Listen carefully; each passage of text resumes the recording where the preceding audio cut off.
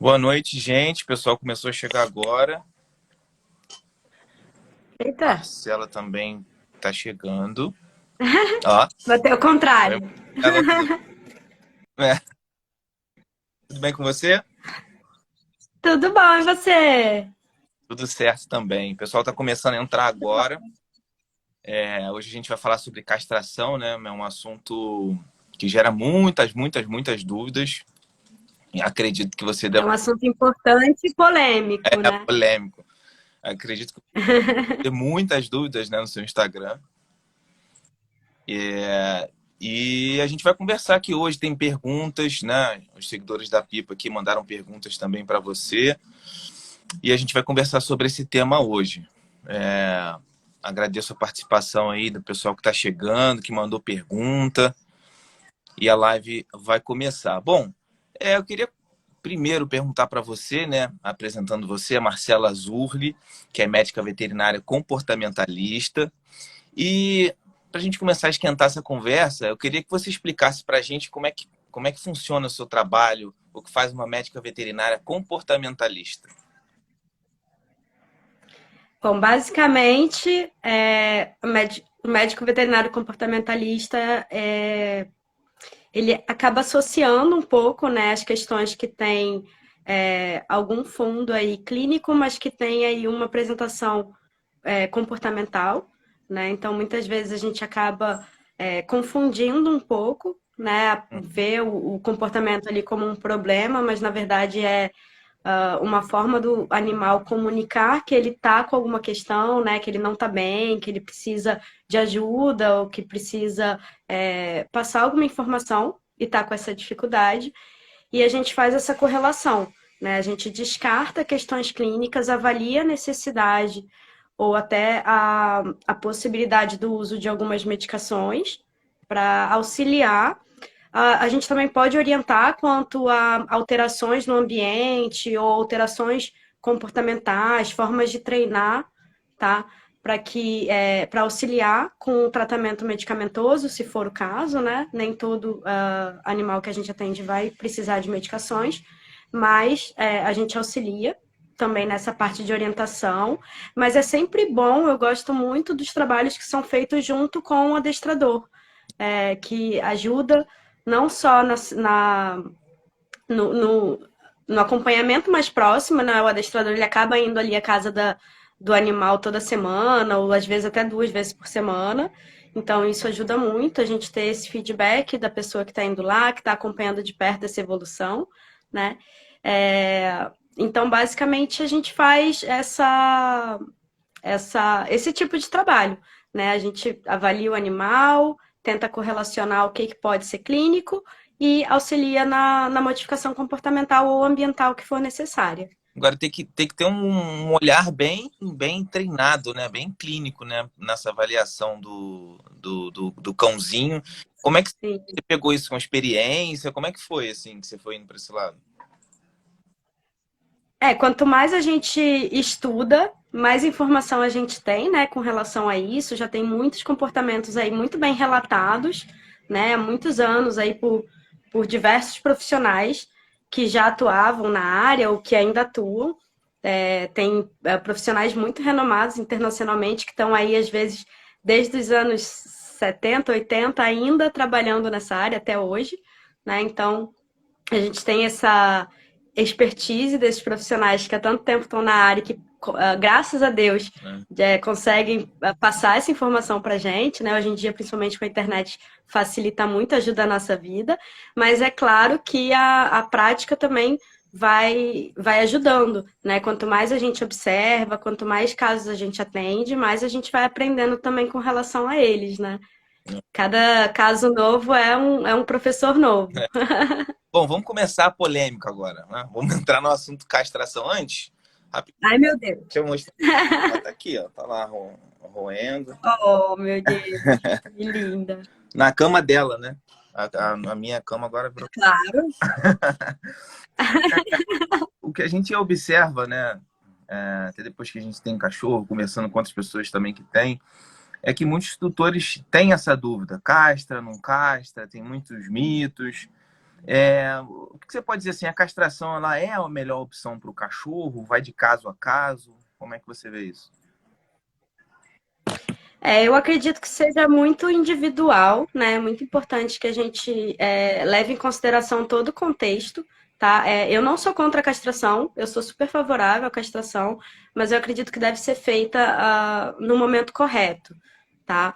É claro que tem situações, por exemplo, uma situação de abrigo superlotado, onde, né, vão ter vários indivíduos ali numa mesma baia, que às vezes existe a dificuldade de ter uma pessoa até para alimentar esses animais, né? O que dirá apartar, separar em alguma eventualidade. Então, nesses casos específicos, é claro que a gente compreende a castração mais como um controle populacional do que como uma tentativa de trazer bem-estar, né?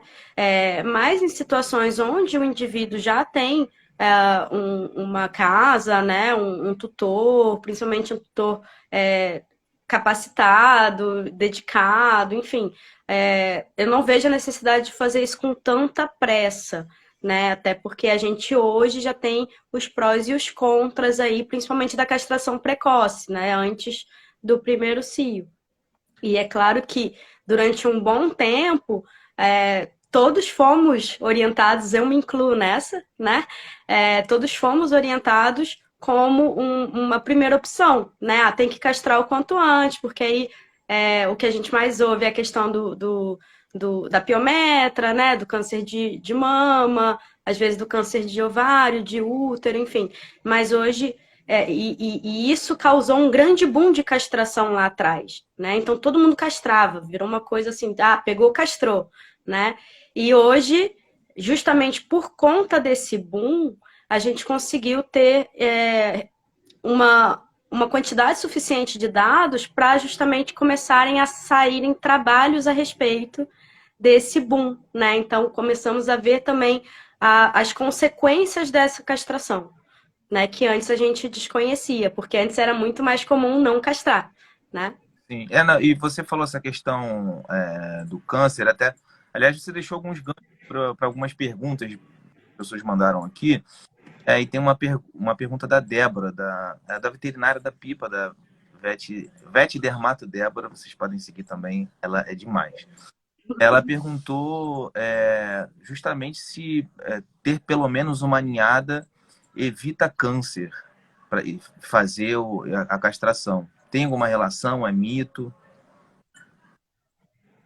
Não, a gente não tem nada que correlacione, tá?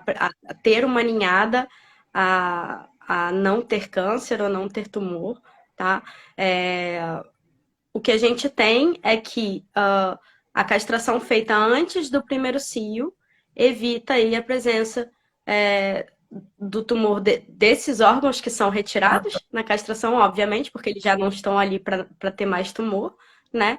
E também a questão do câncer de mama, né? Dos tumores de mama, que são bem comuns em cadelas. Mas isso também a gente consegue reduzir bastante a chance de aparecer esses tumores com uma castração feita num período adequado e que não seja feita aí tão precocemente, a fim também de minimizar esse impacto da castração tão cedo, né, na vida desse indivíduo. Porque, na verdade, quando a gente castra, a gente está causando uma menopausa precoce ou uma andropausa, né, no caso do macho, né? Então, isso acaba tendo consequências, né, a longo prazo. E isso, caso também tem outro gancho aqui que eu queria pegar, sobre essa questão do período adequado, né, para fazer essa castração, desculpa. Então, não sei se você está me vendo bem, aqui às vezes está dando uma travadinha. Se você quiser, eu tento trocar Não, eu a minha rede. estou vendo bem. Sua voz está digitalizada. Qualquer coisa você me avisa. Tá, pode deixar. Se perdeu alguma informação. Então, não tem assim um período fixo adequado, até porque a gente tem uma variabilidade muito grande de portes, né, de tamanhos, e isso acaba também influenciando aí na maturação desse indivíduo, né? Então, o que eu costumo orientar é quanto à maturidade física. A partir do momento que esse indivíduo atinge a maturidade física, com todas as características físicas de um adulto, aí já está na fase de possibilitar a castração, minimizando os riscos de efeito colateral. Entendi. Isso vale para o gato também? Ou é diferente? Isso vale para o gato também. Em cães, a gente tem maior variabilidade por conta de porte, né? Então, é difícil a gente correlacionar sempre tudo que acontece com um pincher e com um dog alemão, né? Ou sei lá, um mastiff, né? Então, é sempre importante a gente considerar que indivíduos de porte menor, eles acabam atingindo a maturidade muito antes do que indivíduos de porte maior. Tá? Então, isso pode variar aí entre 1 ano e meio até 3 anos no caso de cães de grande porte, de porte gigante. Entendi. E só para não deixar passar uma questão até que a gente estava conversando essa semana, eu pelo menos escutei isso pela primeira vez, que tem canil que tem passado o cão já castrado aos 3 meses. E aí isso bate com aquilo que você falou de antecipar alguns problemas, se eu não me engano, não é isso? Isso, inclusive, se eu não me engano, eu posso estar enganada, se alguém aí souber, pode ficar à vontade para me corrigir, tá, por favor? Mas se eu não me engano, em São Paulo já tem até uma lei que exige que o canil castre antes de mandar para casa aí da pessoa que comprou. Tá? Eu até entendo a questão da gente se preocupar com a conservação da genética, né, de todo o trabalho feito ali pelo canil. Eles não querem que esse indivíduo vá para casa de alguém que queira procriar, né, e que queira fazer às vezes até um canil aí de fundo de quintal, né, que a gente chama. E eu super entendo isso, e é realmente, de fato, uma preocupação, mas eu acho que cabe aí tanto uma conscientização populacional, tanto na questão da seleção, né, para quem esse canil vai entregar um dos filhotes, então é muito importante fazer essa seleção adequada, talvez passar aí por uma triagem, né, fazer um teste de perfil, avaliar se esse indivíduo está realmente apto para levar um canil, um filhote tão bem selecionado, né? Ou talvez até colocar isso no contrato, né? Bota lá no contrato, olha, você não pode procriar. Se você procriar, além de eu retirar esse filhote de você, você vai pagar uma multa de X, né? E eu acho que tem outras formas da gente minimizar o risco disso acontecer, né?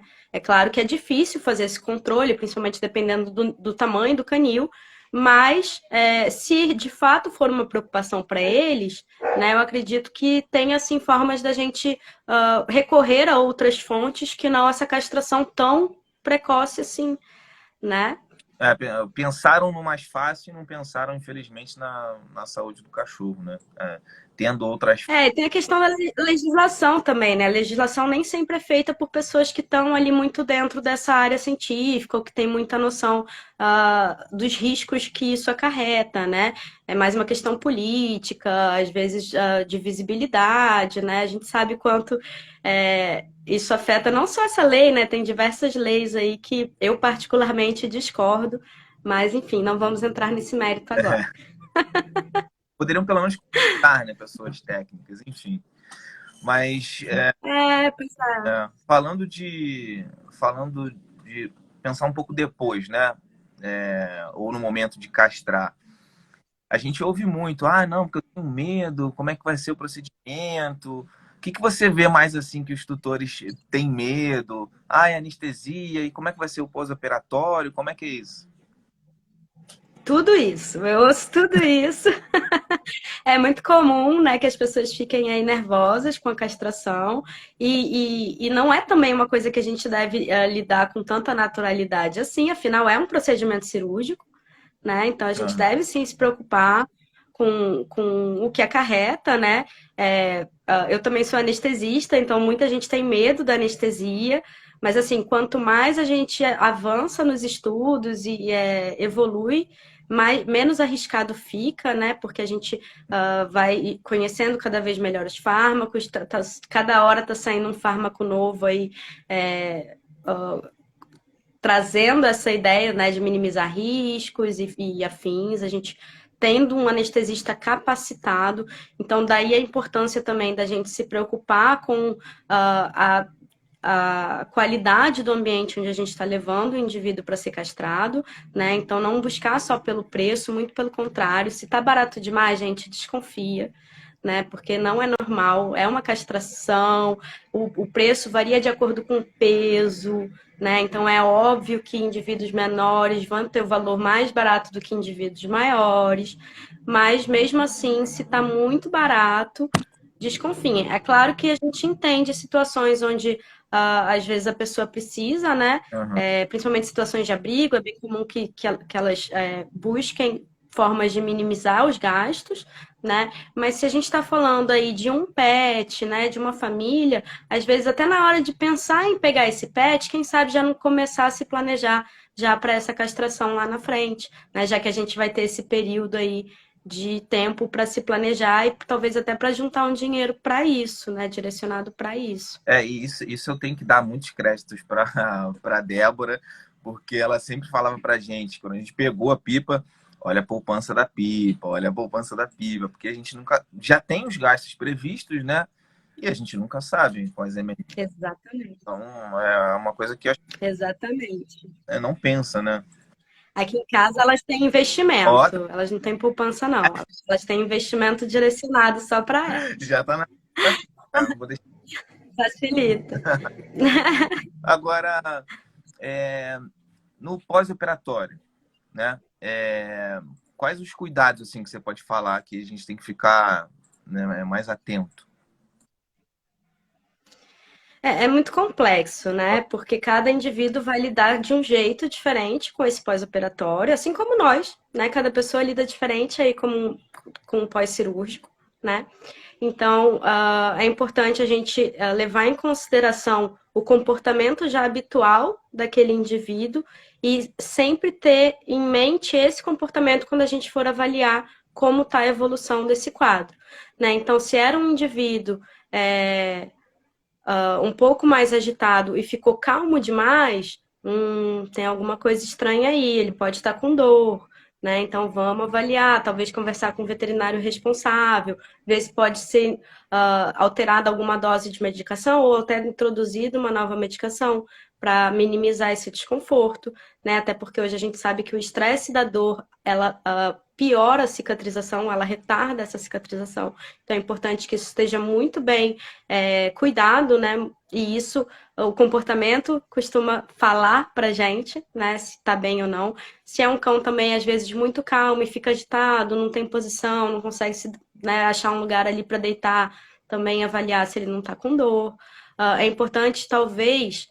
Eu gosto muito de orientar as pessoas a fazerem uma sensibilização com aquela roupinha que eles vão usar depois, né? Então, às vezes, antes de pensar aí na cirurgia, já compra a roupinha, já bota ali no cachorro na hora de comer, sabe? Tipo, vai comer, bota a roupinha, dá a comida, tira a roupinha, só para ele para não ser um estresse a mais lá na hora do pós-cirúrgico, né? Que já está ali sensibilizado, por mais que a gente use medicações para dor, fica ali um desconforto, né? Puxa de um lado, igual a gente, né? Então, pensar nesses cuidados. Se é um animal, às vezes, que sobe na cama ou que sobe no sofá, a gente tentar restringir o acesso dele a esses móveis, principalmente fêmeas, né? Que ficam aí com risco de, caso abram os pontos, tenha essa exposição de órgãos, né? Porque se abrir a musculatura aqui da barriga, corre o risco de expor todos esses órgãos abdominais, né? Então é importante levar isso em consideração. Eu já tive clientes, né, que foram pro chão, dormiram com o cachorro no chão, porque ele gosta de dormir na cama comigo, aí botou o colchão no chão, foi dormir com eles no chão. Porque aí todo mundo ficava mais à vontade, porque ela também estava preocupada, né, a pessoa, falar, mas se ele sentir alguma dor e tal, eu não vou ver, então pelo menos ali no chão com eles eu vou ver, né? Então, a gente vai adaptar de acordo com a situação, de acordo com o indivíduo, Hum. tá? Exatamente, ó, falaram que foram pro chão aí também.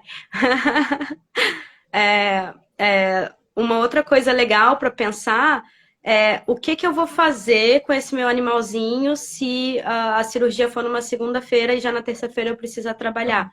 Tem com quem ele ficar? Não seria legal deixar esse animalzinho sozinho, né? Então, se planejar talvez nesse sentido também. Será que você não pode conversar com seu chefe e talvez ficar alguns dias trabalhando de home office, né? Ou então talvez emendar as férias, né? Aproveitar as férias para castrar, se planejar com relação a isso, né? Para esse indivíduo não ficar sozinho. Ou então, eu não posso ficar, não posso tirar férias e precisa ser feito porque foi uma situação atípica, enfim. Será que não tem algum familiar seu que possa ficar?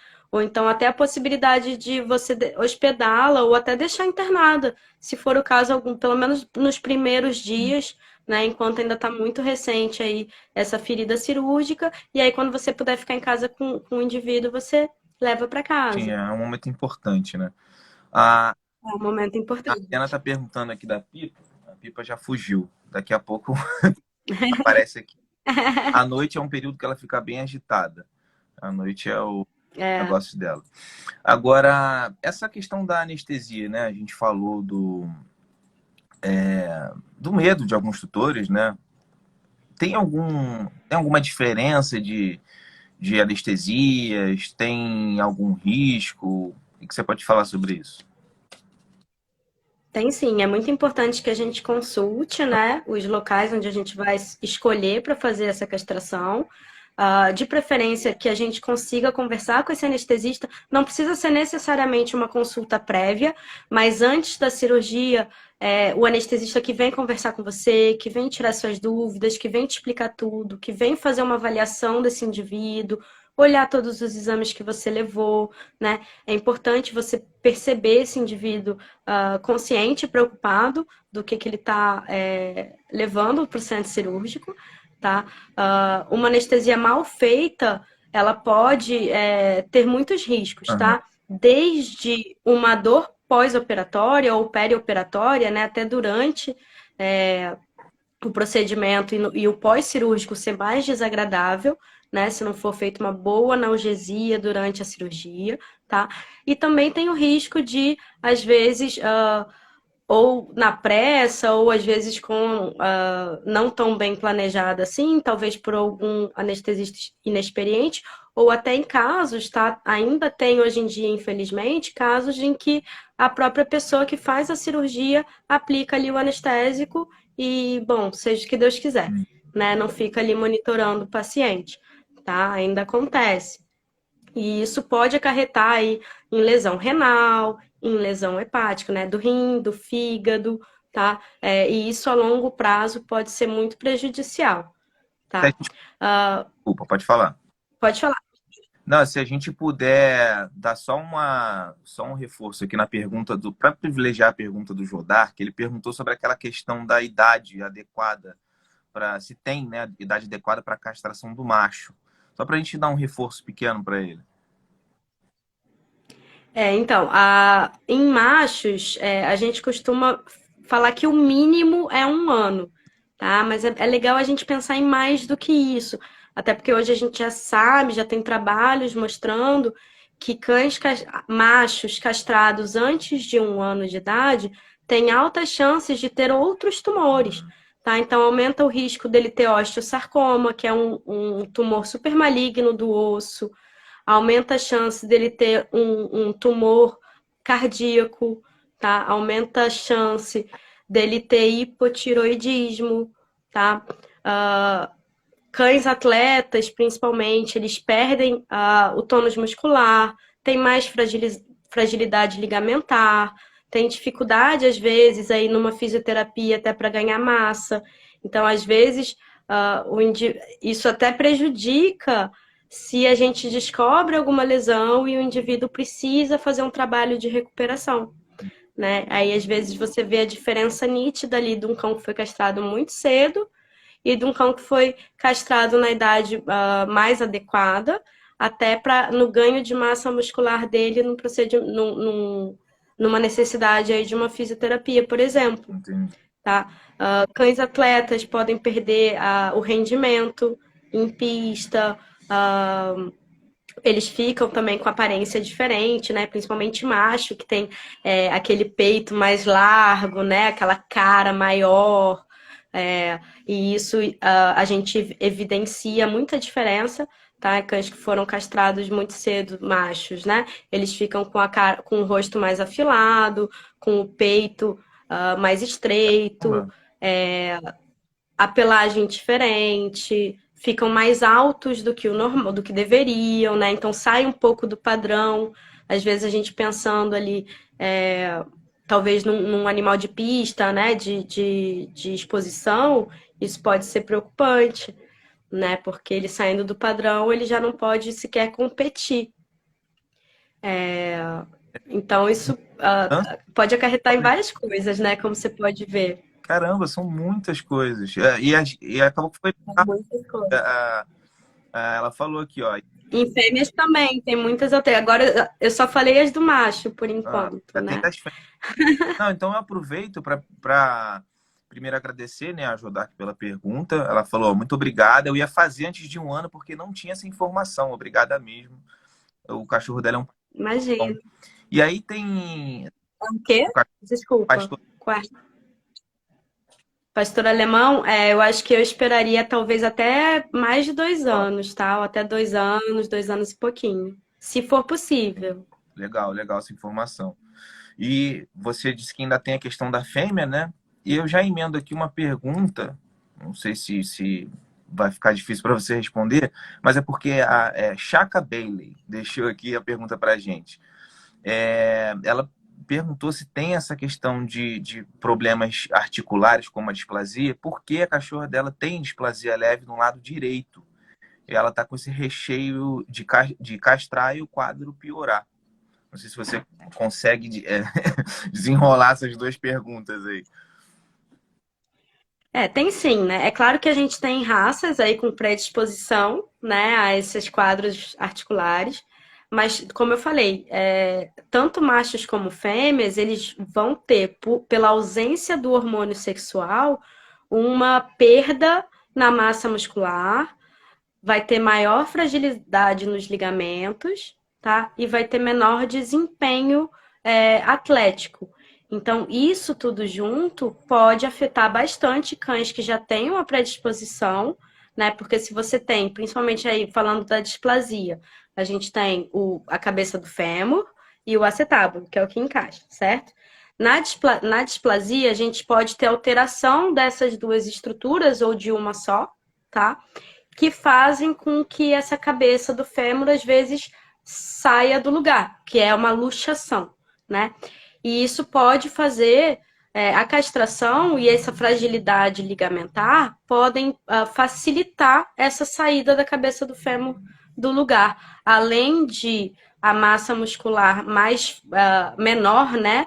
Que é o que faria, talvez, é o que a gente faz na fisioterapia, né? A gente fortalece essa musculatura para impedir essa saída do local. Esse ganho de massa muscular vai ser muito prejudicado. Entendi. A Pipa, ela tem, né, displasia bilateral. É muito comum na raça, né? Ela é grave. Assim, ela clinicamente, né, ela não apresenta nenhum problema, mas lá no exame a gente viu que tem essa situação. Até a gente comentou com isso na live com o Dr. Rômulo, né, que mandou pergunta aqui, daqui a pouco eu vou fazer a pergunta dele. Caso se pensar, né? Pensar direitinho, analisar para ver como é que vai fazer isso. Exatamente. É importante levar tudo isso em consideração, né, na hora de optar por isso. Porque tem seus prós também, né? Não é só contra, né? Tem também as coisas boas. Mas é sempre importante botar na balança, né? Por exemplo, se é uma fêmea que sempre tem, sei lá, pseudociese, né? Que é gravidez psicológica, né? Tem altas chances dessa fêmea toda vez que entra no cio. Então, a cada 6 meses ela passar por esse processo todo, de achar que ela está prenhe ou que ela teve filhote, né? Então, as mamas enchem de leite, tem alteração comportamental, né, de guarda de recurso, de proteção de algum objeto que ela adotou ali para ser filhote, altera a fome, né, a vontade de comer, algumas ficam bem reativas, bem agressivas, podem ficar mais amuadas. O cio em si pode causar cólica, dores, né? Então, tem casos onde é indicado independente da idade. E aí a gente explica as possíveis consequências e a gente tenta minimizar essas possíveis consequências ao longo da vida desse indivíduo. Entendi. Agora, não sei se você chegou a falar, você falou da questão do macho, né? Depois da castração. E da fêmea? Da É. fêmea? A fêmea também é bem parecido, né? Então também tem essa questão de mudança da fisionomia, né? Ela também vai ficar mais alta, mais esguia, tá? Perder tônus muscular. Para fêmeas atletas, ela perde rendimento em pista ou fazendo alguma atividade física. Maior frouxidão ligamentar, né? O mais enfraquecido. Ela também pode ter mais chance de ter hipotiroidismo, tá? Aumenta a chance de obesidade, não tanto pela questão hormonal, mas mais pela questão de abaixar um pouco o metabolismo, né? E ela às vezes vai estar ingerindo a mesma coisa, ou às vezes até mais, dependendo do caso, tá? Tem alguns estudos que mostram pra gente a questão do aumento da agressividade em fêmeas após a castração.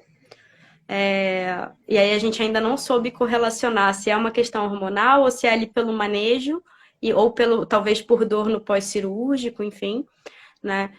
Mas tem esses relatos em alguns estudos, tá? Tem também mais chance de apresentar tumor ósseo, né? Osteosarcoma, tá? Que mais? Eu acho que é isso, acho que eu listei tudo. Também, assim. Então é legal ficar atento a essa questão de fazer isso de maneira precoce, né? É algo bem importante. Bom, É bem importante. falou dos machos, a gente já falou das fêmeas. Agora eu vou aproveitar uma pergunta do Dr. Rômulo, misturar um pouquinho com uma pergunta também da doutora Débora, para perguntar sobre cãozinho idoso. O que é adequado para o cão idoso? Se é castrar? Ou como é que faz? Na verdade, o ideal é que a gente busque castrar esse indivíduo antes de chegar na senilidade, antes dele virar um idosinho, Uhum.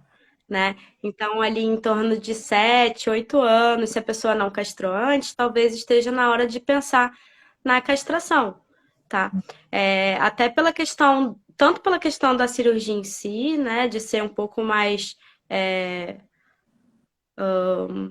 como eu posso botar isso? Talvez dar uma maior sensação de vulnerabilidade no indivíduo que já está mais vulnerável, né?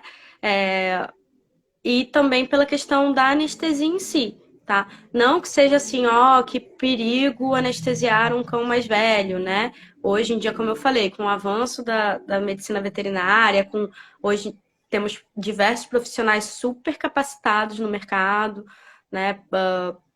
Que buscam estar sempre se atualizando e tudo mais. Então a gente tem muito mais segurança. Claro que acidentes acontecem, isso pode acontecer, né, em qualquer situação, tá? Mas é importante a gente tentar evitar esperar ele estar muito velhinho para a gente castrar, ou evitar ter algum problema, né? A partir do momento que ele se torna um cão mais idoso, um cão senil, aumenta a chance dele desenvolver todos aqueles problemas que a gente tenta evitar com a castração, né? Então, o câncer de mama, câncer de ovário, piometra, câncer de útero, câncer de testículo, problemas prostáticos, né? Tudo isso aumenta o risco a partir do momento que ele se torna um indivíduo senil, tá? E aí, novamente, entra a questão do porte, né? Cães mais maiores e mais pesados, eles tendem a ter características de senilidade antes do que cães de pequeno porte. Mais uma pergunta eu achei interessante aqui da Jo. É aconselhável colocar para cruzar antes da castração? Ou seja, assim, já ouvi muito, até quando não tinha cachorro. Ah, não, vamos deixar ele cruzar uma vez e vamos castrar. Isso é coisa que as pessoas tiraram da cabeça ou tem alguma lógica? Não, assim, inclusive eu sou super contra a castração, a procriação sem conhecimento, né? Porque a partir do momento que a gente só, tipo, ah, o seu é bonitinho, o meu é bonitinho, vamos cruzar. É daí que surgem os maiores problemas, indivíduos super problemáticos que a gente acaba pegando, né, na área. E aí você tem indivíduos que talvez vão sofrer a vida inteira, né? E, gente, pelo amor de Deus, não é fácil ter uma ninhada em casa. Não é fácil. Deve ser. É muito difícil. É muito difícil ter ninhada em casa. O pessoal acha que é moleza. Ah, a mãe faz tudo e tal. Só que não. Né? Espera para você ter aí, sei lá, 7, 8 filhotinhos com um dente nascendo, coçando a gengiva no seu apartamento. Aham. Nossa, Não é fácil. é de... Tô imaginando aqui, meu Deus. Pois é, e assim, já tem tanto filhotinho, né, nascendo, sem dono, tem tanto abrigo super lotado, né? A gente não precisa de mais indivíduos aí no mundo procurando lar, né? Deixa isso para os canis. Tem tanto canil legal aí fazendo um bom trabalho, deixa que eles fazem, É. Tem né? uma pergunta aqui que eu confesso que eu buguei um pouco aqui, mas eu vou passar para você.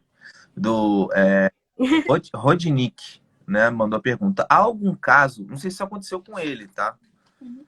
Mas há algum caso, é a Nicole que fez a pergunta.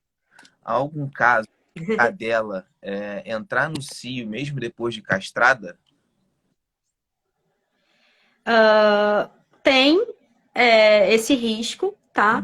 Se houver aí algum resquício, principalmente do ovário, que tenha ficado na castração, ou que tenha sido feita por alguém inexperiente e às vezes deixou passar alguma estrutura ali importante, pode ter ficado algum resquício de ovário, isso pode acontecer, não é comum, mas pode acontecer.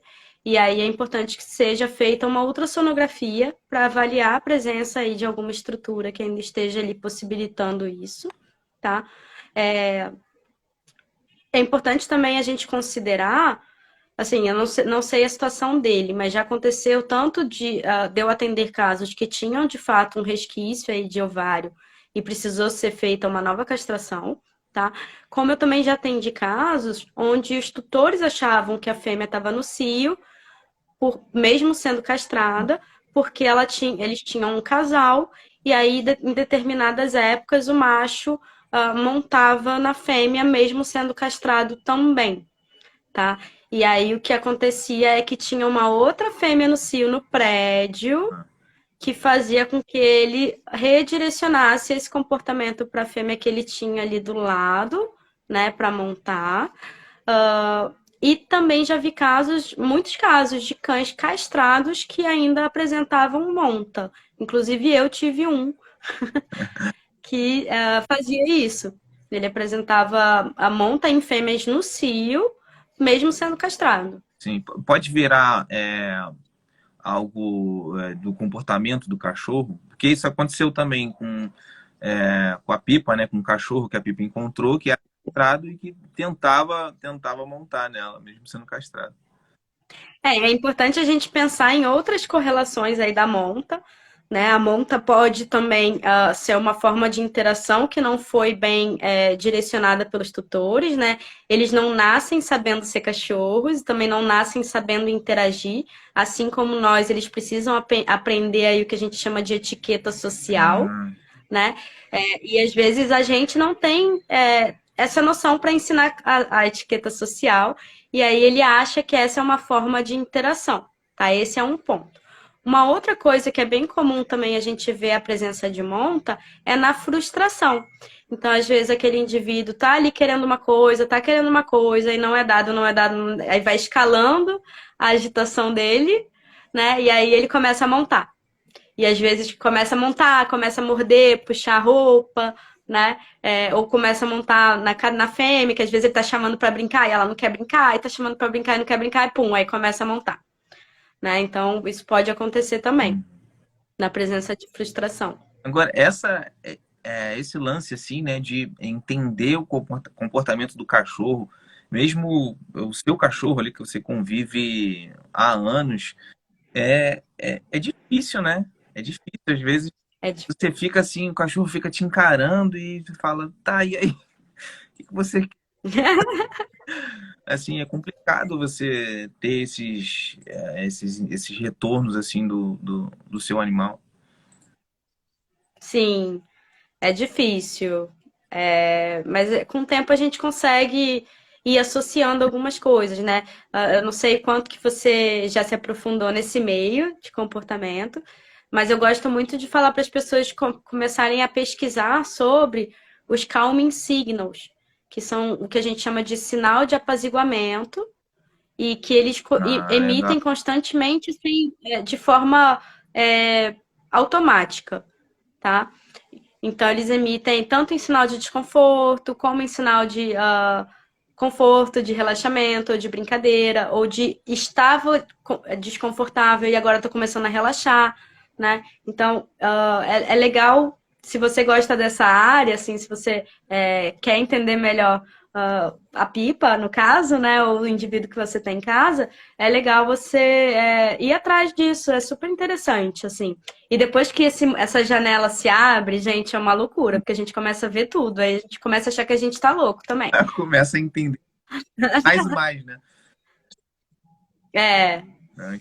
E é legal, porque a gente, às vezes, né, principalmente quando eu estava iniciando aí na área do adestramento, eu ficava um tempo, às vezes, no parque, eu levava minha cadela pro parque, ficava no parque e tal, olhando, e aí você começa a entender a conversa entre eles, assim, é muito legal. Caramba, legal, cara. É super interessante. É algo tão particular, né, que você, às vezes, se você não tem esse conhecimento, você entende errado, né? Às vezes o cachorro está interagindo, Sim, você tá, não, para, sai daí. E ele tá, pô, se dando bem. Pô, bem legal. exatamente, exatamente. Aprofundar nisso e quem tá na live também, gente, pesquisa, porque deve ser bem interessante mesmo. Calming signals ou sinais de apaziguamento. E aí tem um livro muito legal da Turid Rugas, Aham. que é sobre isso. Ela foi a primeira pessoa a descrever esses sinais, se eu não me engano, na época ela descreveu acho que 30 ou 30 e poucos sinais, mas hoje a gente já tem mais de 50 aí classificados. Caramba, que legal. Poxa, E é legal. já tá quase fechando aí a nossa live, fechando com uma dica muito, muito, muito legal, cara, pra gente assim melhorar, né, a nossa comunicação com o nosso. A base de todo relacionamento é comunicação, né? Seja com outros da nossa espécie, seja com outros de outra espécie, Nada mais justo que né? Comunicação é tudo. saber. Agora, tem uma pergunta que eu acho que a gente meio que já respondeu, né? Que era se o tutor optou por não castrar, né? O indivíduo que ele tem em casa. É uma opção dele, legal, não tem assim nenhuma consequência que possa gerar com o cachorro. As consequências são essas que a gente tenta evitar na castração, né? Então, pode sim ter o risco de câncer de mama em fêmeas, em machos também, tá? Não se fala muito sobre o tumor de mama em machos, mas acontece, tá? Pode acontecer. No macho, o tumor testicular, tumor ou aumento de volume aí da próstata, né, prostatite, ocorrem também fístulas perianais, né, ali na região próxima ao ânus podem acontecer, né, principalmente pela prostatite ou pelo aumento do volume da próstata, ocorrer essas fístulas que são a abertura aí da pele, né, na região aí próxima ao ânus, tá?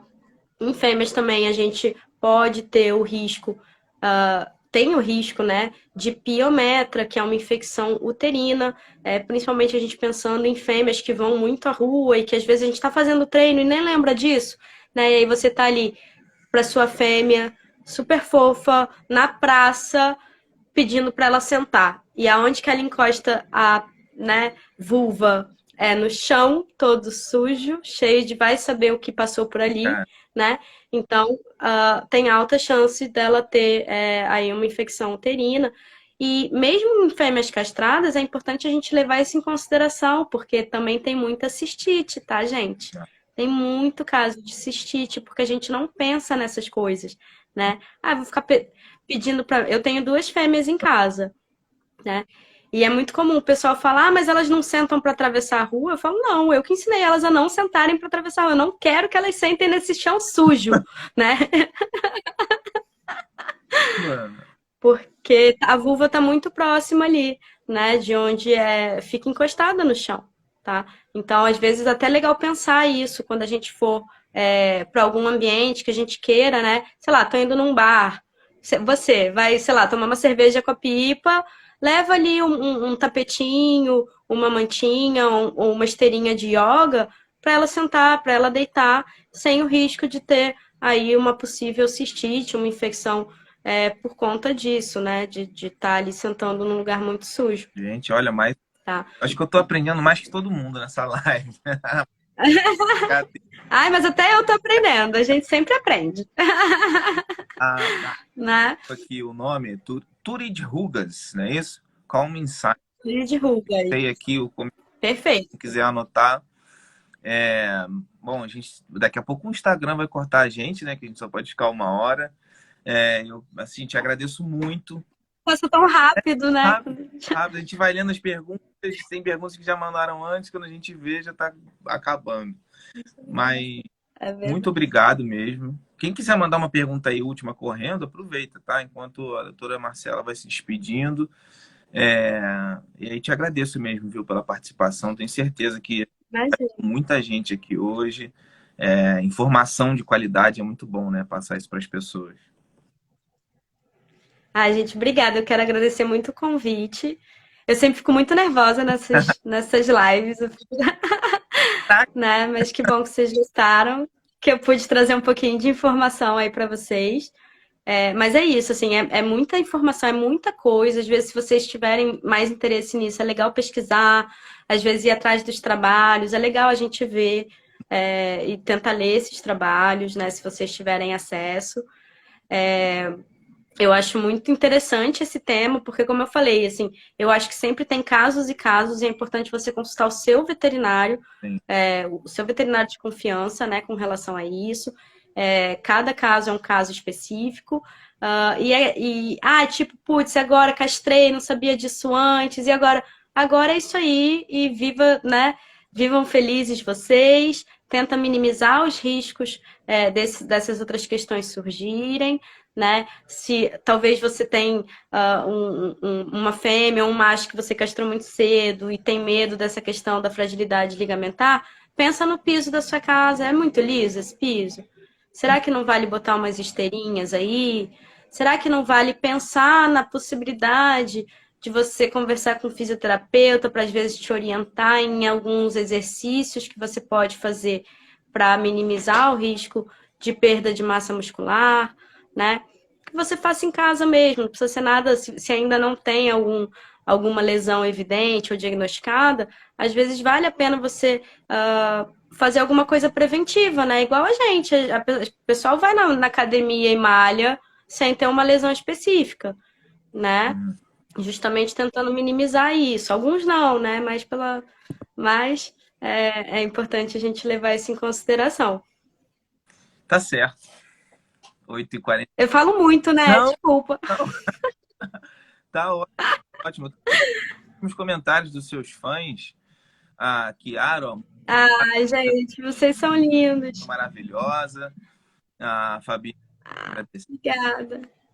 a Estela, o Bruninho Golden, adorei esse nome, Bruninho Golden, a Carol também, que falou cedo sobre como ela fez, né? Que ela deitou no chão com um amiguinho dela. E só o comentário da Jo, que ela falou sobre esse livro, sobre o Calm in Silence, falou que quando leu se emocionou muito. Aí escreveu, eles só querem paz e a gente muitas vezes não entende. Então, A gente não entende, né? Às vezes o cachorro tá deitadinho, aí você vai fazer um carinho, ele boceja pra você, você fala, ah, tá com soninho. Não, ele só não quer a sua mão nele. É verdade. Ai, caramba, olha, se todo mundo pudesse, né? Pô, eu vou, prometo que eu vou me aprofundar mais nisso e acho que todo mundo tinha que fazer isso, né, cara? É muito legal. Tem muita informação legal na internet, Uhum. muita coisa legal. Inclusive, não sei se eu posso falar aqui, mas tem uma, Pode? um texto que eu gosto muito de passar para os meus clientes, que é do Patrick Rocha, que é um adestrador português muito bom. E é claro que ele escreve com português de Portugal, né? Mas Entender, dá pra... mas é super compreensível. É só vocês lembrarem que coleira é trela. No mais, é bem parecido, né? Então dá para entender bem. E ele fala sobre os sinais de apaziguamento, que eu acho um texto super legal, porque justamente, além dele citar alguns dos sinais, ele traz a importância de contextualizar, né? Então, um cão se chacoalhando, ele está desconfortável, mas se ele sair da água, ele também vai chacoalhar ali para tirar aquela água dele, né? Não é porque ele está desconfortável, né? Então, ele traz muito bem explicadinho e num texto bem curtinho que dá para ler super rápido. Gente, esse assunto é muito bom, assim, de falar. Dá pra gente ficar É muito falando. bom, a gente pode marcar outra só de. Gente, calma em signo é uma coisa assim, dá para umas 3 lives. Ó, tá vendo? É muita informação. Vamos marcar de a live só sobre isso. É bom que até lá eu vou estudando para poder conversar com você sabendo mais das... E a gente É muita falar coisa. outra vez aqui, trazer mais informação, que eu acho que isso que é o mais importante. Obrigadão, viu? Mais uma vez. Muito obrigado mesmo. Imagina, eu que agradeço o convite. Ah, só uma coisa, para agora, para finalizar mesmo. Você quer deixar algum telefone, sua clínica, onde você atende, ou o pessoal te procura pelo Insta mesmo?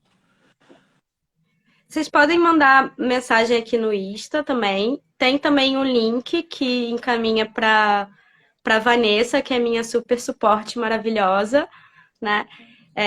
Eu também atendo na Citavet, no Barra Shopping, para quem tem interesse. E também aqui na Pet Movement, em Copacabana, Legal. E o pessoal. que é uma clínica só de fisioterapia e reabilitação Ah, aqui. que Super legal. legal. E o pessoal indo no seu Instagram consegue se localizar isso tranquilo. Consegue falar comigo aqui. E aí eu encaminho para Vanessa também, que a Vanessa me salva. Tá certo, tá certo. Obrigado, viu? Um beijão para você e até a próxima. Um beijo, até a próxima. Boa noite, gente. Obrigada. Tchau. Um beijo especial pro Petway Bem-Estar Animal. Gosto muito de vocês. Obrigado por estarem participando. Tchau, gente.